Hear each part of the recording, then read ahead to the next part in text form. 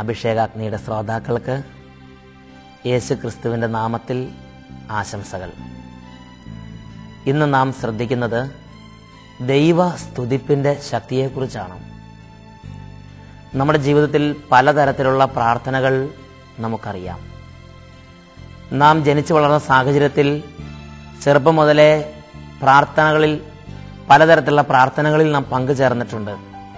ഔദ്യോഗിക സഭയുടെ ഔദ്യോഗികമായ പ്രാർത്ഥനകളുണ്ട്, വ്യക്തിപരമായ പ്രാർത്ഥനകളുണ്ട്. അതുകൂടാതെയുള്ള പലതരത്തിലുള്ള പ്രാർത്ഥനാ രീതികളെക്കുറിച്ച് നമുക്ക് പരിചയമുണ്ട്. എന്നാൽ സ്തുതിപ്പിൻ്റെ പ്രാർത്ഥനയ്ക്കുള്ള വ്യതിരിക്തതയും ശക്തിയെയും കുറിച്ച് ഒരു ദൈവ പൈതൽ അറിയണമെന്ന് ദൈവം ആഗ്രഹിക്കുന്നു. സങ്കീർത്തനത്തിന്റെ പുസ്തകത്തിൽ 50-ാം അധ്യായം 14-ാം വാക്യം, ദൈവസ്തുതിപ്പായിരിക്കട്ടെ നീ ദൈവത്തിന് അർപ്പിക്കുന്ന ബലി, സ്തുതിയായിരിക്കട്ടെ നീ ദൈവത്തിന് അർപ്പിക്കുന്ന ബലി. ഈ വചനത്തിന്റെ ആഴത്തെക്കുറിച്ച്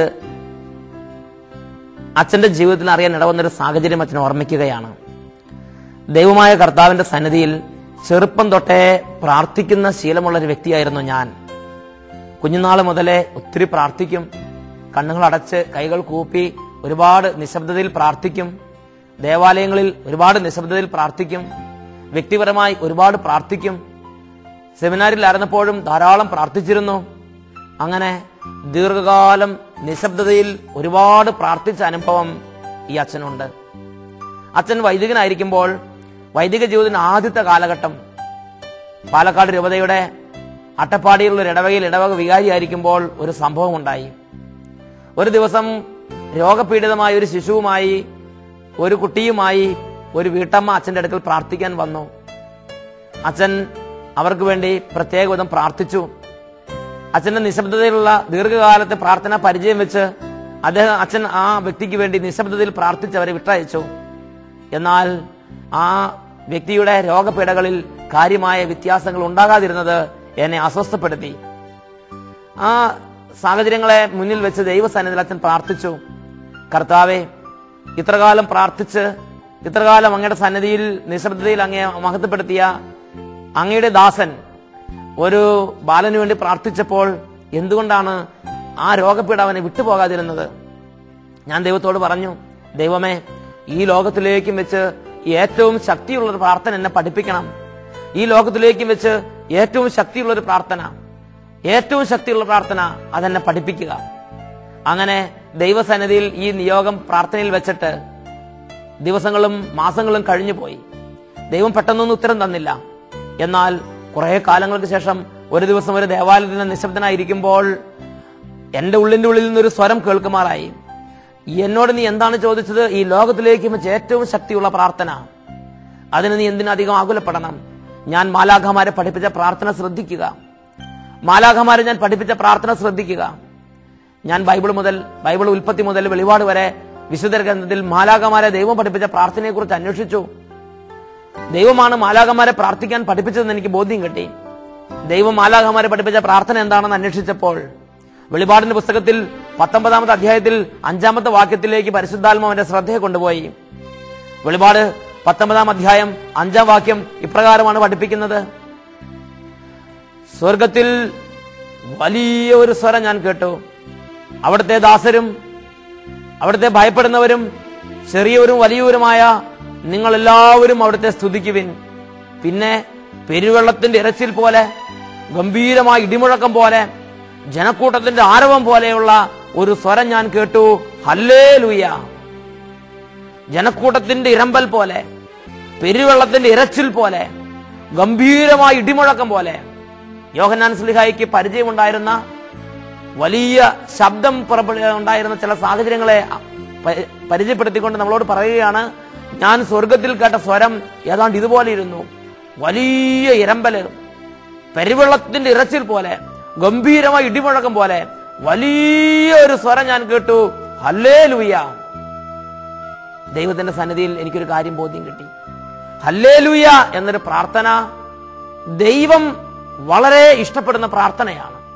ആ പ്രാർത്ഥന ഒരു ദൈവവൈതൽ പ്രാർത്ഥിക്കണമെന്ന് ദൈവം ആഗ്രഹിക്കുന്നുണ്ട്.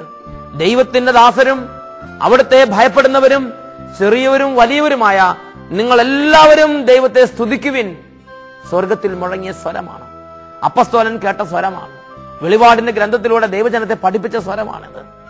ചെറിയവരും വലിയവരുമായ നിങ്ങൾ എല്ലാവരും ദൈവത്തെ സ്തുതിക്കുവിൻ.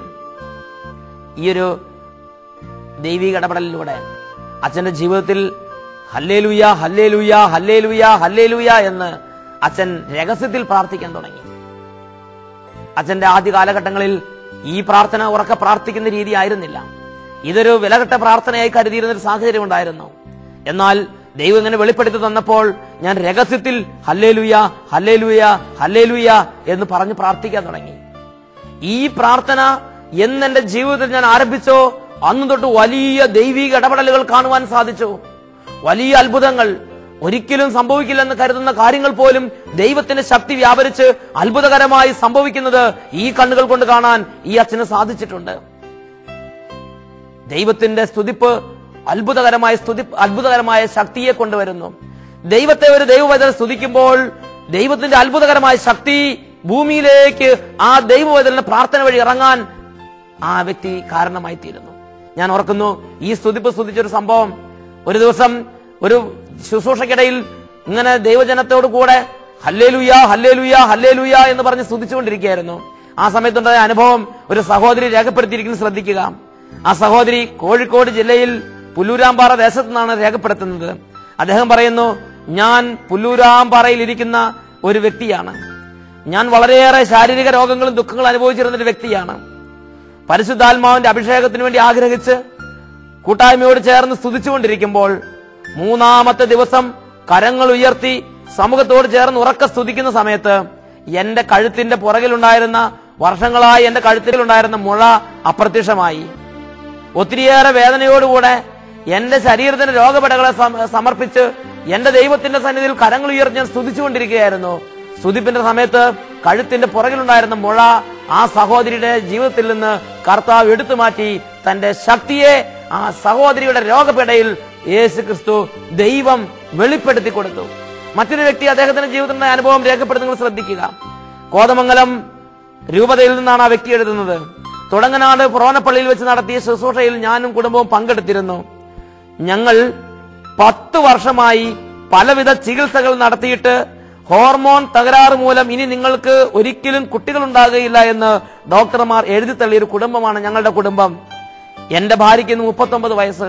ഞാനും കുടുംബവും തുടങ്ങനാട് പുറവനപ്പള്ളിയിൽ വെച്ച് നടത്തിയ ധ്യാനത്തിൽ പങ്കെടുത്തിരുന്നു. ആ ധ്യാനത്തിൽ വെച്ച് സമൂഹത്തോട് ചേർന്ന് സ്തുതിച്ചുകൊണ്ടിരുന്നു. സ്തുതിപ്പിന്റെ സമയത്ത് ധ്യാനത്തിൽ ടീം അനൗൺസ്മെന്റ് നടത്തി. കുഞ്ഞുങ്ങളില്ലാതെ 10 വർഷമായി പ്രയാസപ്പെടുന്ന ഒരു കുടുംബത്തിന് കുഞ്ഞുങ്ങളെ നൽകി കർത്താവ് അനുഗ്രഹിക്കുന്നു. ഞങ്ങളുടെ കുടുംബത്തിൽ ഞങ്ങൾക്കായി ദൈവം ഒരു കുഞ്ഞിനെ തന്ന് അനുഗ്രഹിച്ചിരിക്കുന്നു. പ്രിയപ്പെട്ട സഹോദരങ്ങളെ, 10 വർഷങ്ങളെ ഹോർമോൺ തകരാറ് നിമിത്തം ഇനി ഒരിക്കലും നിങ്ങളുടെ കുടുംബത്തിൽ കുഞ്ഞുങ്ങൾ ഉണ്ടാവുകയില്ലെന്നും 39 വയസ്സായ എന്റെ ഭാര്യ ഇനി ഒരിക്കലും ഗർഭവതിയാകുകയില്ലെന്നും വിചാരിച്ച് നിരാശപ്പെട്ടിരുന്ന ഒരു കുടുംബം സമൂഹത്തോട് ചേർന്ന് സ്തുതിച്ചുകൊണ്ടിരുന്നപ്പോൾ ടീമിന് കർത്താവ് സന്ദേശം നൽകി. 10 വർഷമായി കുഞ്ഞുങ്ങളില്ലാതെ പ്രയാസപ്പെടുന്ന ഒരു കുടുംബത്തിന് കർത്താവ് കുഞ്ഞിനെ കൊടുക്കുന്നുവെന്ന്. അതുപ്രകാരം കുഞ്ഞിനെ പ്രാപിച്ച, കുഞ്ഞിനെ കിട്ടിയ കുടുംബം സഭാ സമക്ഷത്തിങ്കൽ ദൈവത്തിന്റെ ഇടപെടലിനെ വെളിപ്പെടുത്താൻ നൽകിയിരിക്കുന്ന കത്താണിത്. പ്രിയപ്പെട്ട ദൈവജനമേ, ഇതുപോലെ ഒരുപാട് അത്ഭുതങ്ങൾ യേശു ക്രിസ്തുവിന്റെ നാമത്തെ സ്തുതിച്ചപ്പോൾ, പിതാവിന്റെ നാമത്തെ സ്തുതിച്ചപ്പോൾ, പരിശുദ്ധാത്മാവിനെ സ്തുതിച്ചപ്പോൾ ദൈവജനത്തിനിടയിൽ സംഭവിക്കുന്നത് എന്റെ ശ്രദ്ധയിൽപ്പെട്ടിട്ടുണ്ട്. അപ്പോൾ അച്ഛന്റെ ചിന്തയിൽ ഇങ്ങനെ ചിന്തിക്കാൻ തുടങ്ങി. ഞാൻ ഇത്രയും കാലം നിശബ്ദമായി പ്രാർത്ഥിച്ചപ്പോൾ എന്റെ പ്രാർത്ഥനയ്ക്ക് ശക്തി ഉണ്ടായിരുന്നില്ലേ? സ്തുതിച്ചപ്പോൾ എന്തുകൊണ്ടാണ് പെട്ടെന്ന് ഇത്രമാത്രം അത്ഭുതങ്ങൾ സംഭവിച്ചത്? സ്തുതിപ്പിന് എന്താണ് ഇത്രമാത്രം ശക്തിയുള്ളത്? ഇതിനെക്കുറിച്ച് ചിന്താകുലനായിരിക്കുമ്പോഴാണ് ദൈവത്തിന്റെ പരിശുദ്ധാത്മാവ് എന്റെ ശ്രദ്ധയെ സങ്കീർത്തനത്തിന്റെ പുസ്തകത്തിൽ 69-ാം അധ്യായത്തിൽ 30-31 വാക്യങ്ങളിലേക്ക് കൊണ്ടുപോയി. ദൈവത്തിന്റെ വചനപ്രകാരം പഠിപ്പിക്കുന്നു, ഞാൻ എന്റെ ദൈവത്തെ പാടി സ്തുതിക്കും, കൃതജ്ഞതാ സ്തോത്രങ്ങളോടെ ഞാൻ ദൈവത്തെ മഹത്വപ്പെടുത്തും. അത് കർത്താവിന് കാളയേക്കാളും കൊമ്പും കുളമ്പുമുള്ള കാളക്കൂറ്റിനേക്കാളും പ്രസാദകരമായിരിക്കും. അത് കർത്താവിന് കാളയേക്കാളും കൊമ്പും കുളമ്പുമുള്ള കാളക്കൂറ്റിനേക്കാളും പ്രസാദകരമായിരിക്കും. എന്താ കൊമ്പും കുളമ്പുമുള്ള കാളക്കൂറ്റൻ എന്ന് പറഞ്ഞാൽ അർത്ഥം? ഒരു കാര്യം നിങ്ങളോട് ഞാൻ പറയാൻ ആഗ്രഹിക്കുകയാണ്. പഴയ നിയമത്തിലും പുതിയ നിയമത്തിലുള്ള ബലി പ്രാർത്ഥനകളിൽ വെച്ച് ഏറ്റവും സമുന്നതമായ പ്രാർത്ഥനയാണ് ബലിയർപ്പണം. പുതിയ നിയമത്തിൽ കർത്താവായ യേശു ക്രിസ്തുവിന്റെ ഏക ബലിയാണ് നമ്മുടെ എല്ലാം ബലി. എന്നാൽ പഴയ നിയമത്തിൽ പലതരത്തിലുള്ള ബലികളുണ്ടായിരുന്നു. പാനീയ ബലി, സ്തോത്രബലി, ധാന്യബലി, യാഗബലി, പലതരത്തിലുള്ള ബലികളുണ്ടായിരുന്നു. അങ്ങനെയുള്ള ബലികളിൽ ഏറ്റവും പ്രധാനപ്പെട്ട ഒരു ബലിയായിരുന്നു, അല്ലെങ്കിൽ ഏറ്റവും സമുന്നതമായ ബലിയായിരുന്നു ദഹനബലി. ഊനമറ്റ ഒരു കുഞ്ഞാടിനെ, ഊനമറ്റ ഒരു കാളയെ കൊണ്ടുവന്ന് ബലിപീഠത്തിങ്കൽ വെച്ച് ബലിയർപ്പിച്ച് ദൈവത്തിന് മഹത്വം നൽകുക എന്നുള്ളത് ദൈവം വചനങ്ങളിലൂടെ പഠിപ്പിക്കുകയാണ്. കൊമ്പും കുളമ്പുമുള്ള ഒരു കാളക്കൂറ്റനെ കൊണ്ടുവന്ന് ബലിപീഠത്തിങ്കൽ വെച്ച് ബലിയർപ്പിക്കുമ്പോൾ എനിക്കുണ്ടാകുന്നതിലേറെ സന്തോഷം കൃതജ്ഞതാ സ്തോത്രങ്ങളോടെ നിങ്ങൾ പാടി സ്തുതിക്കുമ്പോൾ എനിക്കുണ്ടാകുന്നു. കൃതജ്ഞതാ സ്തോത്രങ്ങളോടെ പാടി ദൈവത്തിന് പ്രീതികരമായ പ്രാർത്ഥനയാണ് ദൈവസ്തുതിപ്പ്. പ്രിയപ്പെട്ട സഹോദരങ്ങളെ, പ്രാർത്ഥിക്കുമ്പോൾ ആരുടെ ഇഷ്ടമനുസരിച്ച് പ്രാർത്ഥിക്കണം. നിങ്ങൾ ഒരാളെ പ്രസാദിപ്പിക്കാൻ വേണ്ടി എന്തെങ്കിലും ചെയ്തു കൊടുക്കാൻ കരുത്. ഉദാഹരണത്തിന്, നിങ്ങളൊരു കറി വെച്ച് കൊടുത്ത് ഒരാളെ പ്രീതിപ്പെടുത്താൻ ആഗ്രഹിക്കുകയാണ്. ഏത് വിധത്തിലുള്ള കറിയാണ് അദ്ദേഹത്തിന് ഉണ്ടാക്കി കൊടുക്കുക? അദ്ദേഹത്തിന്റെ ടേസ്റ്റിന് ഇണങ്ങിയ വിധത്തിലുള്ള ഒരു നല്ല കറി ഉണ്ടാക്കി കൊടുക്കുമ്പോൾ അദ്ദേഹത്തിന് സന്തോഷം ഉണ്ടാവും. നിങ്ങളുടെ ടേസ്റ്റിനനുസരിച്ചുള്ള കറിയാണ് ഉണ്ടാക്കി കൊടുക്കണമെങ്കിലോ അദ്ദേഹത്തിന് സന്തോഷം വരണം നിർബന്ധമില്ല. പ്രാർത്ഥിക്കുമ്പോൾ ആരെ പ്രസാദിപ്പിക്കാൻ വേണ്ടിയാണ് പ്രാർത്ഥിക്കുന്നത്? ദൈവത്തെ പ്രസാദിപ്പിക്കാൻ വേണ്ടിയാണ് പ്രാർത്ഥിക്കുന്നതെങ്കിൽ ദൈവത്തിന് പ്രീതികരമായ വിധത്തിൽ നാം പ്രാർത്ഥിക്കേണ്ടിയിരിക്കുന്നു. ദൈവത്തിന് ഏത് പ്രാർത്ഥനയാണ് പ്രീതികരമെന്ന് ഞാനോ അല്ലെങ്കിൽ വേറൊരു മനുഷ്യനോ പറയുന്ന അല്ല അടിസ്ഥാന മാനദണ്ഡം. ദൈവത്തിന് ഏറ്റവും ഇഷ്ടമുള്ള പ്രാർത്ഥനയെ കുറിച്ച് വെളിപ്പെടുത്തിയിരിക്കുന്ന മേഖലകളാണ് ദൈവവചനം. ദൈവവചനമാണ് ദൈവത്തിന്റെ ഇഷ്ടങ്ങൾ വെളിപ്പെടുത്തിയിരിക്കുന്ന മേഖല. ദൈവവചനത്തിൽ ദൈവത്തിന് ഏറ്റവും ഇഷ്ടമുള്ള പ്രാർത്ഥനയെ കുറിച്ച് വെളിപ്പെടുത്തിയിരിക്കുന്നത് സങ്കീർത്തനം 69, 30, 31 നാം കേട്ടു. കൃതജ്ഞതാ സ്തോത്രങ്ങളോടെ പാടി സ്തുതിക്കുന്നത് ദൈവത്തിന് പ്രീതികരമാണ്. ഇങ്ങനെ ദൈവത്തിന് പ്രീതികരമായ, ദൈവത്തിന് ഏറ്റവും ഇഷ്ടമുള്ള പ്രാർത്ഥന ഞാനും നിങ്ങളും പ്രാർത്ഥിക്കുമ്പോൾ ദൈവത്തിന്റെ ശക്തിയെ ഈ ഭൂമിയിലേക്ക് വ്യാപരിക്കാൻ ഞാനും നിങ്ങൾ കാരണമാവുകയാണ്. സ്തുതിപ്പിന്റെ പ്രാർത്ഥന ദൈവശക്തി ഭൂമിയിലേക്ക് കൊണ്ടുവരുന്ന പ്രാർത്ഥനയാണ്. അത്ഭുതങ്ങളുടെ പ്രാർത്ഥനയാണ് ദൈവസ്തുതിപ്പ്. ഈ നിമിഷങ്ങളിൽ നമുക്ക് പ്രാർത്ഥിക്കാം. രോഗങ്ങൾ സമർപ്പിച്ച്, ഭാരങ്ങൾ സമർപ്പിച്ച്, പ്രയാസങ്ങൾ സമർപ്പിച്ച്, ഓരോരുത്തരും അവരവരായിരിക്കുന്ന സ്ഥലങ്ങളിൽ ഇരുന്നു കൊണ്ട് തന്നെ കണ്ണുകൾ അടച്ച് ഈ നിമിഷങ്ങളിൽ ദൈവമായ കർത്താവിന്റെ ശക്തി വ്യാപരിക്കാൻ ആഗ്രഹിച്ച് വിശ്വാസത്തോടെ ദൈവത്തിന്റെ അത്ഭുത നാമത്തെ സ്തുതിക്കുന്നു, ദൈവത്തിന്റെ അത്ഭുത ശക്തിയെ സ്തുതിക്കുന്നു, കണ്ണടച്ച് സ്തുതിക്കുന്നു. അറിയാവുന്നതുപോലെ ഓരോ മകനും മകളും ഇപ്പോൾ സ്തുതിച്ചുകൊണ്ടിരിക്കുക. രോഗങ്ങളിലേക്ക് കർത്താവിന്റെ ശക്തി വ്യാപരിക്കുന്നു, ദുഃഖങ്ങളിലേക്ക് കർത്താവിന്റെ ശക്തി വ്യാപരിക്കുന്നു, പ്രയാസങ്ങളിലേക്ക്, സാമ്പത്തിക പ്രശ്നങ്ങളിലേക്ക് കർത്താവിന്റെ ശക്തി വ്യാപരിക്കുന്നു, തകർച്ചകളിലേക്ക് കർത്താവിന്റെ ശക്തി വ്യാപരിക്കുന്നു. ഓരോ തരത്തിലുള്ള പ്രതികൂലങ്ങളുടെ മേൽ കർത്താവിന്റെ ശക്തിയെ വീശിയടിക്കുന്ന സമയമാണിത്. എല്ലാ ദൈവമക്കളും ഹൃദയപൂർവ്വം വിശ്വാസത്തോടെ പ്രാർത്ഥിക്കുന്നു. ദൈവത്തിന്റെ സന്നിധിയിൽ വിശ്വാസത്തോടെയുള്ള സ്തുതിപ്പിന്റെ പ്രാർത്ഥന അത്ഭുത ശക്തിയെ നമ്മുടെ മേൽ കൊണ്ടുവരുന്നു. Hallelujah, hallelujah, hallelujah, hallelujah, hallelujah, hallelujah. അത്ഭുതകരമായ ശക്തി, കൃപയുടെ ശക്തി, ദൈവത്തിന്റെ അത്ഭുത ശക്തി സകല തിന്മകളുടെ മേലും വ്യാപരിച്ച് നിർവീര്യമാക്കട്ടെ. അത്ഭുതങ്ങൾ സംഭവിക്കട്ടെ. ദൈവസ്തുതിപ്പിലൂടെ ദൈവമക്കളുടെ കുടുംബങ്ങളിൽ അത്ഭുതങ്ങൾ സംഭവിക്കട്ടെ. Hallelujah, hallelujah, hallelujah. യേശുവേ സ്തോത്രം, സ്തോത്രം, സ്തോത്രം, സ്തോത്രം. യേശുവേ നന്ദി, യേശുവേ നന്ദി, യേശുവേ നന്ദി, യേശുവേ നന്ദി.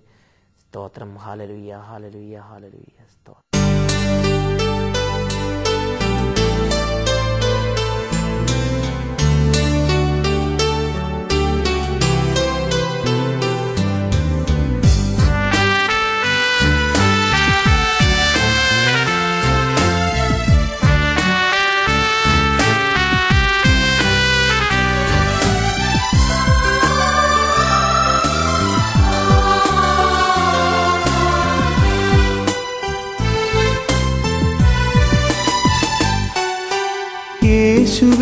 യേശുവേഗരാജാവിനെ ആരാധിച്ചിടാം, യേശുവേഗരക്ഷകനെ ആരാധിച്ചിടാം, ഓസ്തിരൂപനേശുവിനെ ആരാധിച്ചിടാം, സ്നേഹരൂപനേശുവിനെ ആരാധിച്ചിടാം, ആരാധിച്ചിടാം, നമുക്ക് ആരാധിച്ചിടാം. യേശുവേഗരാജാവിനെ ആരാധിച്ചിടാം, ആരാധിച്ചിടാം, നമുക്ക് ആരാധിച്ചിടാം. യേശുവേഗരാജാവിനെ ആരാധിച്ചിടാം. സ്തുതിയുടെ സിംഹാസനങ്ങളിൽ ഉപവിഷ്ടനായിരിക്കുന്ന ദൈവമായ കർത്താവ് ഇതാ ദിവ്യകാരുണ്യ രൂപനായി നമ്മുടെ മധ്യത്തിലേക്ക് വന്നിരിക്കുന്നു. ഈ നിമിഷങ്ങളിൽ നമ്മുടെ ദൈവത്തിന്റെ മുമ്പിൽ, ജീവിക്കുന്ന ദൈവത്തിന്റെ മുമ്പിൽ വലിയ വിശ്വാസത്തോടെ പ്രാർത്ഥനയിൽ നമുക്ക് അണിചേരാം. ലോകമെമ്പാടും ഈ ശുശ്രൂഷയിൽ പങ്കുചേർന്ന് പ്രാർത്ഥിച്ചുകൊണ്ടിരിക്കുന്ന അനേക ലക്ഷങ്ങളോട് ചേർന്ന് നമുക്കും അവിടുത്തെ ആരാധിക്കാം. ഈ ആരാധനയുടെ, ഈ സ്തുതിയുടെ നിമിഷങ്ങളിൽ അത്ഭുതകരമായ ശക്തി രോഗപീഠകളിലേക്ക് വ്യാപരിക്കാൻ കർത്താവ് തിരുവള്ളമാകുന്നു. ഇപ്പോൾ ഇരിക്കുന്ന സ്ഥലത്ത് തന്നെ ഇരുന്ന് വിശ്വാസത്തോടെ യേശുവിന്റെ നാമത്തെ ആരാധിക്കുന്നു, യേശുവിന്റെ സാന്നിധ്യത്തെ ആരാധിക്കുന്നു. എവിടെയാണോ ഇരിക്കുന്നത്, ഇതാ അവിടെ തന്നെ യേശു ക്രിസ്തു നിന്റെ അരികിലെത്തിയിരിക്കുന്നു. നിന്റെ തൊട്ടരികിൽ തന്നെ ഇതാ അവിടുന്ന് കടന്നു വന്നു കഴിഞ്ഞു. മകനെ, വിശ്വാസത്തോടെ, ഹൃദയത്തിന്റെ ഉള്ളിൽ വലിയ വിശ്വാസത്തോടെ ജീവിക്കുന്ന യേശുവിനെ ആരാധിക്കുന്നു, സ്തുതിക്കുന്നു. Hallelujah, hallelujah, hallelujah, hallelujah, hallelujah, hallelujah, hallelujah. ജീവിക്കുന്ന ദൈവമേ, സ്തുതികളുടെ സിംഹാസനത്തിൽ ഉപവിഷ്ടനായിരിക്കുന്ന സർവശക്തനായ തമ്പുരാനെ, ഈ നിമിഷങ്ങളിൽ ലോകമെമ്പാടും അങ്ങയെ ആരാധിച്ചുകൊണ്ടിരിക്കുന്ന ലക്ഷോപലക്ഷം ജനങ്ങളുടെ സ്തുതികളുടെ ആരവങ്ങളിൽ ഞങ്ങൾ അങ്ങയെ മഹത്വപ്പെടുത്തുമ്പോൾ അത്ഭുത രോഗസൗഖ്യങ്ങൾ ഇപ്പോൾ അവിടുന്ന് വർഷിക്കണമേ, വർഷിക്കണമേ, വർഷിക്കണമേ. ഈ സ്വരം കേട്ട് ഈ കൂട്ടായ്മയിൽ ചേർന്ന് പ്രാർത്ഥിച്ചുകൊണ്ടിരിക്കുന്ന രോഗികളിലേക്ക് അത്ഭുത സൗഖ്യങ്ങൾ നിറയട്ടെ, നിറയട്ടെ, നിറയട്ടെ. കൈകാലുകൾ, നാഡീഞരമ്പുകൾ, രക്തധമനികൾ, മാംസപേശികൾ, രോഗപീഡിതമായ ഓരോ കോശങ്ങളിലേക്കും യേശുവിന്റെ അത്ഭുത രോഗശാന്തി നിറയട്ടെ, നിറയട്ടെ, നിറയട്ടെ. രോഗികൾ സൗഖ്യം പ്രാപിക്കട്ടെ. യേശുവിന്റെ അത്ഭുത ശക്തി ഈ സ്തുതിപ്പിന്റെ നിമിഷങ്ങളിൽ രോഗികളിലേക്ക് നിറയട്ടെ. എല്ലാ രോഗികളും, എല്ലാ രോഗികളും, എല്ലാ രോഗികളും സൗഖ്യം പ്രാപിക്കട്ടെ, സൗഖ്യം പ്രാപിക്കട്ടെ, സൗഖ്യം നിറയട്ടെ. Hallelujah, hallelujah, hallelujah, hallelujah, hallelujah, hallelujah, hallelujah, hallelujah, hallelujah. വിവിധ രോഗപീഠകൾ, പൈശാചിക പീഠകൾ, തിന്മയുടെ ആധിപത്യങ്ങൾ യേശുവിന്റെ അത്ഭുത ശക്തിയാൽ ഇപ്പോൾ ഈ സ്തുതിപ്പിന്റെ നിമിഷങ്ങളിൽ ദൈവമക്കളിൽ നിന്ന് വിട്ടൊഴിഞ്ഞു പോകട്ടെ.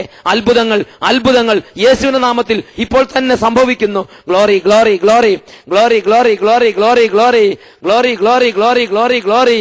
Hallelujah, hallelujah, hallelujah, hallelujah, hallelujah, hallelujah, hallelujah, hallelujah, hallelujah. യേശുവേ ആരാധന, യേശുവേ ആരാധന, യേശുവേ ആരാധന, യേശുവേ ആരാധന.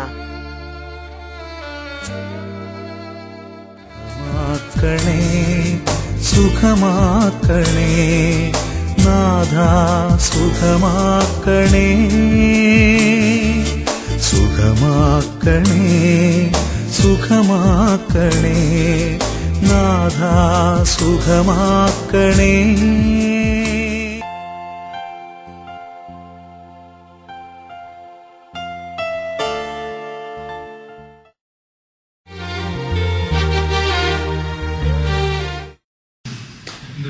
സന്തോഷ്. ഞാൻ തൊടുപുഴയിൽ നിന്നായിരുന്നു. ഞാൻ 2003 ഇവിടെ മാർച്ച് മാസത്തിലൂടെ വന്ന് ധ്യാനം കൂടിയിരുന്നു. ധ്യാനത്തിൽ വരുമ്പോൾ ഈ നെറ്റിയുടെ ഭാഗത്ത് തിരുമൊഴിയും ആ ഭാഗത്ത് അസ്ഥി ദ്രവിച്ചും പോയിരുന്നു. അത് സീരിയസ് കണ്ടിട്ട് ഡോക്ടർമാർ സ്ഥിരീകരിച്ചായിരുന്നു. ഇവിടെ നിന്ന് ധ്യാനത്തിൽ പങ്കെടുക്കുകയും ആ ധ്യാനത്തിന്റെ അവസരത്തിൽ ഈശ്വരനെ തൊട്ട് സൗഖ്യപ്പെടുത്തുകയും ചെയ്തു. ക്രമേണ മഴ വ്യക്തിത്വം മാറുകയും ചെയ്തു. എന്റെ പേര് സന്തോഷ്. ഞാൻ തൊടുപുഴയിൽ നിന്നായിരുന്നു. ഞാൻ 2003 ഇവിടെ മാർച്ച് മാസത്തിലൂടെ വന്ന് ധ്യാനം കൂടിയിരുന്നു. ധ്യാനത്തിൽ വരുമ്പോൾ ഈ നെറ്റിയുടെ ഭാഗത്ത് തിരുമൊഴിയും ആ ഭാഗത്ത് അസ്ഥി ദ്രവിച്ചും പോയിരുന്നു. അത് സീരിയസ് കണ്ടിട്ട് ഡോക്ടർമാർ സ്ഥിരീകരിച്ചായിരുന്നു. ഇവിടെ നിന്ന് ധ്യാനത്തിൽ പങ്കെടുക്കുകയും ആ ധ്യാനത്തിന്റെ അവസരത്തിൽ ഈശ്വരനെ തൊട്ട് സൗഖ്യപ്പെടുത്തുകയും ചെയ്തു. ക്രമേണ മഴ വ്യക്തിത്വം മാറുകയും ചെയ്തു.